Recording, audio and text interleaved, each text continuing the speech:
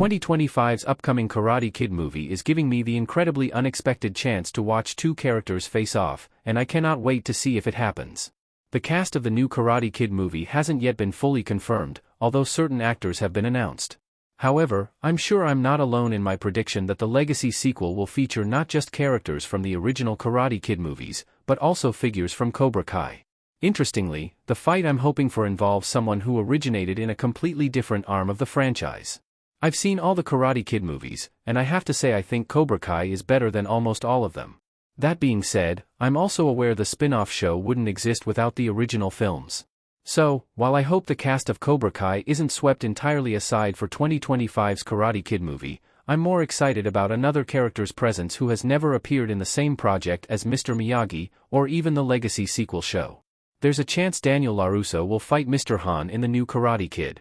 Jackie Chan's 2010 Karate Kid remake is now part of the main canon. The announcement of the upcoming Karate Kid movie came with the shocking reveal that Jackie Chan's Mr. Han will star opposite Ralph Macchio's Daniel LaRusso. When Chan's Karate Kid remake was released in 2010, it was originally set in its own universe, away from the main timeline. Now that the remake has been integrated with the original movies and Cobra Kai, the door is open for Mr. Han to fight Daniel. At first, I was a little confused by the franchise's decision to bring Chan's character from the remake into the main continuity, but now I'm just thrilled. There have been very few details about the movie's plot released so far, so it's difficult to delineate a reason why Daniel would exchange blows with Mr. Han. It's possible the pair could be enemies, although I think that's pretty unlikely given Chan's character is the remake's version of Daniel's late sensei. What's perhaps more likely is the pair will choose to fight as a voluntary challenge.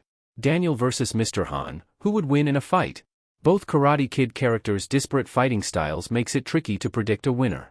I'm really torn about two things when it comes to H.R. Han fighting Daniel LaRusso.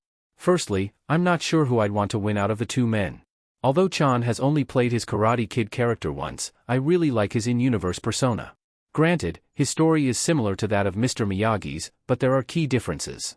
Secondly, I find myself struggling to decide whether Daniel would be victorious over Mr. Han or if the reverse would be true.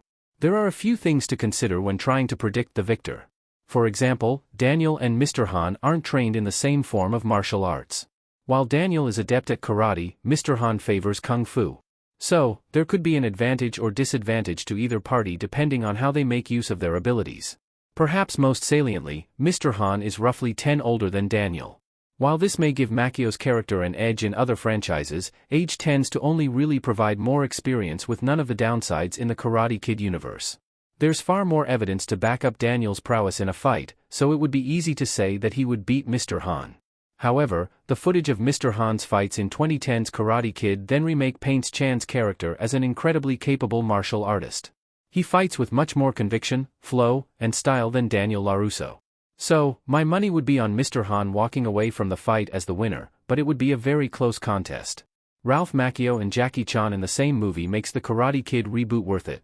I'd have been happy for the franchise to end after Cobra Kai Season 6. Daniel LaRusso with a trapdoor in Cobra Kai. Other than 1984's The Karate Kid and Chan's 2010 movie, I have absolutely no desire to rewatch any of the other movies in the franchise. Macchio's second and third movies never lived up to the quality of the original, and neither did Hilary Swank's The Next Karate Kid in 1994. The way the series sputtered out of existence meant I was dubious when Cobra Kai began, but the spin-off ultimately turned out to be brilliant. With the show drawing to an end, I'm happy to let the saga finally conclude after redeeming itself so many years later.